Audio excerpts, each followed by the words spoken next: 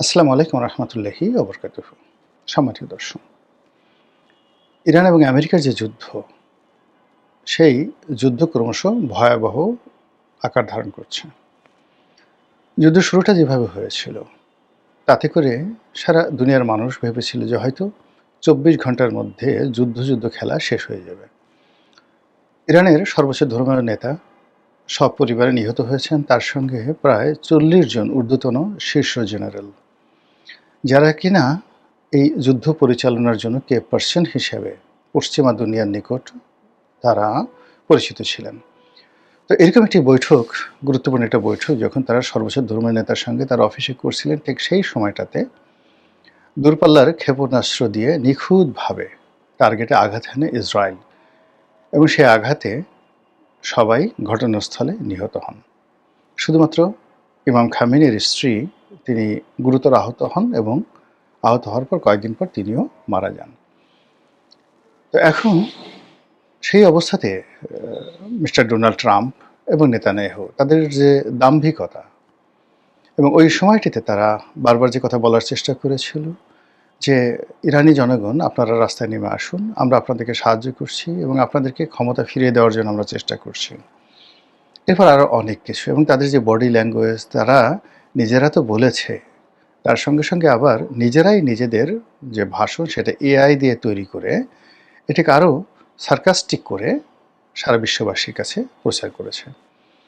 কিন্তু যুদ্ধের দ্বিতীয় দিন এবং তৃতীয় দিনে এমন কিছু ঘটনা ঘটেছে যা কিনা নেতানিয়াহুকে রীতিমতো পাগল বানিয়ে ফেলছে, এবং সারা দুনিয়াতে একটি গুজব ছড়িয়ে পড়েছে যে নেতানিয়াহু আহত হয়েছেন, কেউ বলছে নিহত হয়েছেন, কেউ বলছেন তিনি জার্মানিতে পালিয়ে গেছেন।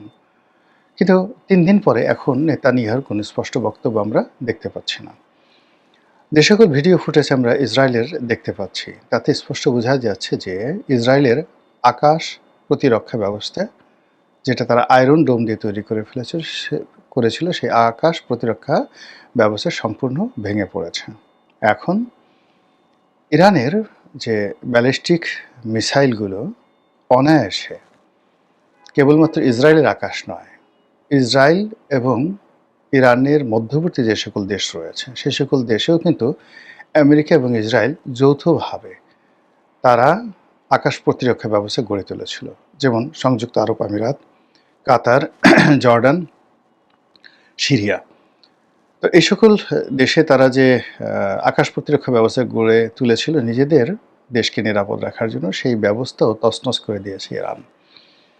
এখন ইরানের যে ক্ষেপণাস্ত্র, এটি মধ্যপ্রাচ্যের আকাশে রীতিমতো তাণ্ডব সৃষ্টি করছে।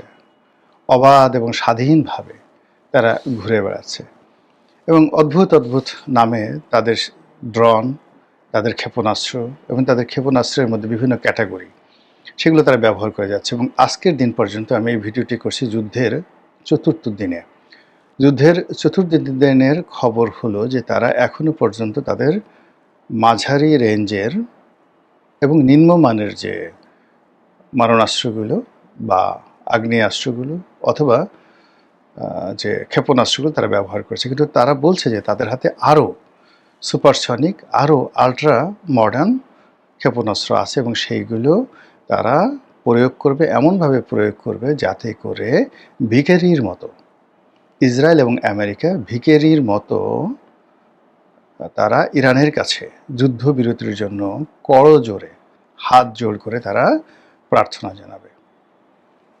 কতটা কথা সত্য, কতটা কথা মিথ্যা, কতটা কি হবে না হবে, ডাজ নট ম্যাটার। আবার এদিকে আমেরিকা যেহেতু বিশ্বের এখন ১ নম্বর পরাশক্তি, তার সঙ্গে সঙ্গে ইসরায়েলের যে সামরিক কৌশলতা, তাদের সক্ষমতা, এটি মধ্যপ্রাচ্যের মধ্যে ১ নম্বর। এই দুটো সম্মিলিত শক্তি, তার সঙ্গে আবার মানে আমেরিকার যে বন্ধু রাষ্ট্রগুলো রয়েছে, সেই বন্ধু রাষ্ট্রের যে বেসগুলো, কাতারের বেস, সাইপ্রাসের বেস, সেই বেসগুলো তারা ব্যবহার করছে, এবং বিভিন্ন দ্বীপপুঞ্জে ব্রিটিশ যে সকল নেভাল ফোর্স রয়েছে বা নেভাল বেস রয়েছে, সেইগুলোকে ব্যবহার করে আমেরিকা একের পর আক্রমণ চালিয়ে ইরানকে কিভাবে তছনছ করেছে আমরা পরিপূর্ণভাবে বুঝতে পারছি না। এর কারণ হলো ইরান নিয়ন্ত্রিত, সেখানে ইন্টারনেট বন্ধ করে দেওয়া হয়েছে, ব্ল্যাক আউট করে দেওয়া হয়েছে, ফলে সব খবরাখবর আসছে না। কিন্তু আমরা আন্দাজ করতে পারি যে আমরা যা কিছু কল্পনা করি তার সাথে অনেক অনেক বেশি ক্ষয়ক্ষতি ইরানের হয়েছে।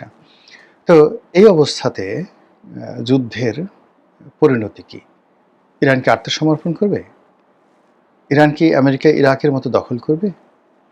ইরান কি সেই লিবিয়ার পরিণতি ভোগ করবে গাদ্দাফির মৃত্যুর পরে? Not like that. ইরান তার যে পর্বতমালা রয়েছে, ইরানের চারিদিকে ঘিরে যে পর্বতমালা রয়েছে এবং সেখানে যে সকল মরুভূমি রয়েছে, মরুভূমির সঙ্গে সঙ্গে বরফ আচ্ছাদিত যে সকল অঞ্চল রয়েছে, এই অঞ্চল প্রাকৃতিকভাবে ইরানকে দুর্ভেদ্য করে তুলেছে। ফলে পৃথিবীর তাবৎ শক্তি দিয়ে এয়ার স্ট্রাইক করে আমেরিকা এখানকার যত স্থাপনা এগুলো নষ্ট করতে পারবে।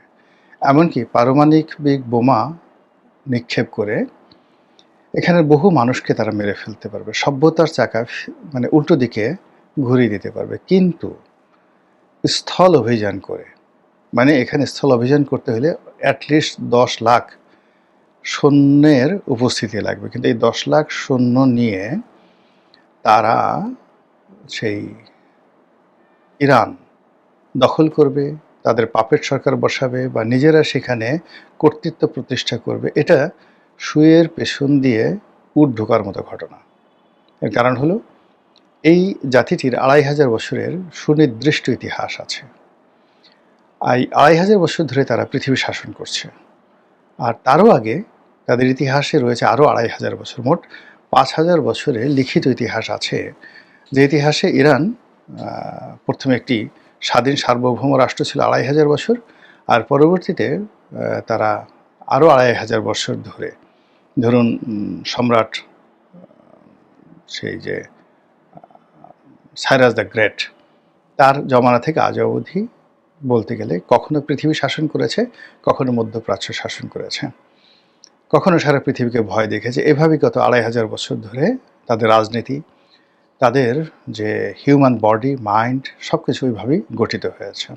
তাদের যে সার্ভাইভাল পাওয়ার, এই পাওয়ারের কাছে অটোম্যানরা পরাজিত হয়েছে, চেঙ্গিস খানের বংশধর হালাকু খান পরাজিত হয়েছে, আলেকজান্ডার পরাজিত হয়েছে। আলেকজান্ডার বিজয়ী হয়েছিল, কিন্তু তিনি সাস্টেন করতে পারেন নাই। 3 বছর 3.5 বছর সেখানে ঘোরাফেরা করে পরে রীতিমতো পাগল হয়ে মিশরে চলে এসেছেন। আবার মিশর থেকে তিনি সেই ওখানে যে অপমান হয়েছেন সেই অপমানটা ভোলার জন্য আবার এই যে এখন যে ইসরায়েল যে জায়গাটি আছে, ইসরায়েলটাও তিনি দখল করে ফেলেছিলেন। তো যাই হোক, এনিওয়ে, তো এই অবস্থাতে যুদ্ধ চলছে। কিন্তু আমরা যেটা দেখতে পাচ্ছি বাংলাদেশের সামাজিক মাধ্যমে, গণমাধ্যমে, এমনকি আমেরিকান যে গণমাধ্যমে, সেটা হলো ইরান ছাড় দিচ্ছে না, ইরান হতাশ হচ্ছে না, ইরানের চেইন অফ কমান্ড ভাঙেনি, বরং পুরনো নেতৃত্বের জায়গাতে যে নতুন নেতৃত্ব এসছে, এই নতুন নেতৃত্ব আরও দৃঢ়, আরও কৌশলী, আরও সাহসী এবং টেকনিক্যালি সাউন্ড। আগের যে নেতৃত্ব ছিল ইমাম খামেনির নেতৃত্বে, তারা ধীর স্থির ছিলেন এবং তারা আমেরিকার সঙ্গে, পশ্চিমাদের সঙ্গে একটা নেগোসিয়েশন করার, যাকে বলা হয় চিন্তাভাবনা, সবসময় রেখে, বিকল্প রেখে তারপর তারা অন্য কথা চিন্তা করতেন। যেমন ধরুন ইমাম খামেনি যে বৈঠকটি করেছিলেন, এই বৈঠকটি যখন হচ্ছিল তখন তার মনে কোনো চিন্তা আসেনি। এর কারণ হলো যে একটা নেগোসিয়েশনের জন্য ব্রুনাইয়ের নেতৃত্বে, ব্রুনাইয়ের পররাষ্ট্রমন্ত্রীর নেতৃত্বে একটা বৈঠক হচ্ছিল। সেখানে সব আলাপ আলোচনা ইতিবাচক হচ্ছিল এবং এই আলাপ আলোচনাকে চলমান রেখে আমেরিকা এবং ইসরায়েল মুনাফিকি করে, বেইমানি করে, বিশ্বাসঘাতকতা করে একেবারে অতর্কিত হামলা চালিয়ে এই দুর্ঘটনাটা ঘটায়। তো নতুন যে প্রজন্ম আসছে, তারা সেই পুরনো নেতৃত্বের মতো এতটা আলাভোলা নয়, এতটা সহজ সরল নয়। যেমন ইমাম খোমেনি সাহেব, তিনি যখন শিশুদের সঙ্গে তেলাওয়াতে বসতেন, সারাক্ষণ শুধু তেলাওয়াত শুনতেন। তিনি যখন নামাজে দাঁড়াতেন, সারাক্ষণ শুধু নামাজই পড়তেন। তো তিনি যখন সেই অভ্যাগতদের সঙ্গে আলাপ আলোচনা করতেন, সারাক্ষণ তাকে নিয়ে ব্যস্ত থাকতেন। অর্থাৎ অনেকটা আধ্যাত্মিক টাইপের মানুষ, বাউল টাইপের মানুষ। যখন যে পরিবেশ, সেই পরিবেশে নিজেকে বিলিয়ে দিতেন। কিন্তু নতুনরা সেরকম না। তারা পার সেকেন্ডকে ন্যানো সেকেন্ড বানিয়ে তারপরে তারা চিন্তা করছে কি হবে না হবে। এবং এই গত 4 দিনে এই নতুন নেতৃত্ব যেভাবে যুদ্ধ পরিচালনা করছে, তাতে করে আমেরিকা এবং ইসরায়েলের মধ্যে কান্নার রোল পড়ে গেছে। পুরো মধ্যপ্রাচ্যে হাহাকার তৈরি হয়েছে এবং সমস্ত মধ্যপ্রাচ্যে আমেরিকার যারা বন্ধু রাষ্ট্র রয়েছে তারা বলার চেষ্টা করছে এবং বলে ফেলছে যে আমাদের ভূমি ব্যবহার করে কোনো মার্কিন যুদ্ধ বিমান রিফুয়েলিং করতে পারবে না, এখান থেকে তাদের সামরিক ঘাঁটি ব্যবহার করে কোনো আক্রমণ পরিচালনা করা যাবে না। এবং ইতিমধ্যে স্পেন সরাসরি নিষেধ করে দিয়েছে আমেরিকাকে। এবং স্পেন শুধু তাই না, স্পেনকে আমেরিকা বলেছে যে আমরা তোমাদের বিরুদ্ধে বাণিজ্য নিষেধাজ্ঞা দেব। স্পেন বলেছে দাও, তোমাদের যা ইচ্ছা তাই দাও, তোমাদের বাণিজ্য নিষেধাজ্ঞা মোকাবেলা করে কিভাবে চলতে হয় ওটা আমাদের জানা আছে। আর এই যুদ্ধের এই যে মোড় পরিবর্তন করে ফেলেছে নতুন নেতৃত্ব, তারা ঠিক মরিয়া হয়ে মরণ কামড় দিয়ে মধ্যপ্রাচ্যে আমেরিকার যে সকল দালাল রয়েছে, দালাল রাষ্ট্র রয়েছে, তাদের বিত্তবিলাস ভবন রয়েছে, প্রাসাদ এবং হরমরাজি রয়েছে, সব জায়গাতে পাগলের মতো তারা আক্রমণ করে যাচ্ছে, তছনছ করে ফেলছে।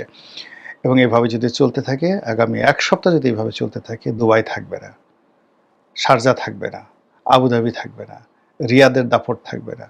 এমনকি ইরান যেটা বলছে যে আমরা যদি জানি যে ডোনাল্ড ট্রাম্পকে বাদশাহ সালমানের পুত্র মোহাম্মদ বিন সালমান যুবরাজ তিনি প্ররোচিত করে ইরান আক্রমণ করতে বাধ্য করেছেন, তাহলে ওর কলিজা আমরা খেয়ে ফেলবো। Can you imagine? এবং ইতিমধ্যে রিয়াদ মানে সৌদি আরবের রাজধানী রিয়াদে হামলা হয়েছে। ইরানের আক্রমণে সৌদি আরবের সবচেয়ে বড় তেল ক্ষেত্র, একমাত্র রাষ্ট্রীয় তেল ক্ষেত্র সৌদি আরামকো কোম্পানিতে হামলা হয়েছে, দাউ দাউ করে জ্বলছে সমস্ত প্রোডাকশন, সেখানে তেলের যত প্রোডাকশন সব বন্ধ রয়েছে। কাতারে যে আক্রমণ হয়েছে, সেই আক্রমণের ফলে কাতার তাদের যে এলএনজি থেকে শুরু করে অন্যান্য যে সকল পেট্রোলিয়ামজাত পণ্য রয়েছে সব বন্ধ রেখেছে। ফলে বিশ্বের তেলের বাজার মানে রীতিমতো পাগলা ঘোড়ার মতো ছুটছে। আর হরমুজ প্রণালীতে যা কিছু হচ্ছে এগুলো নিয়ে আলাদা একটা ভিডিওতে করব। সব মিলিয়ে এই যুদ্ধে ইরান যেভাবে মরণ কামড় দিয়েছে, এই মরণ কামড় যদি মাত্র 1 মাস, আমি আগের ভিডিওতে বলেছি, মাত্র 1 মাস যদি তারা কন্টিনিউ করতে পারে, পৃথিবীর বহু দেশের মানচিত্র পরিবর্তন হয়ে যাবে। এমনকি ডোনাল্ড ট্রাম্পের পরিণতি যদি আব্রাহাম লিঙ্কনের মতো হয়, জেরন এফ কেনেডির মতো হয়, আমি আশ্চর্য হব না, কিংবা মার্টিন লুথার কিংয়ের মতো হয়। মহান আল্লাহ আমাদের সবাইকে হেদায়েত দান করুন এবং হেফাজত করুন। আসসালামু আলাইকুম রহমতুল্লাহি ওয়া বারাকাতুহু।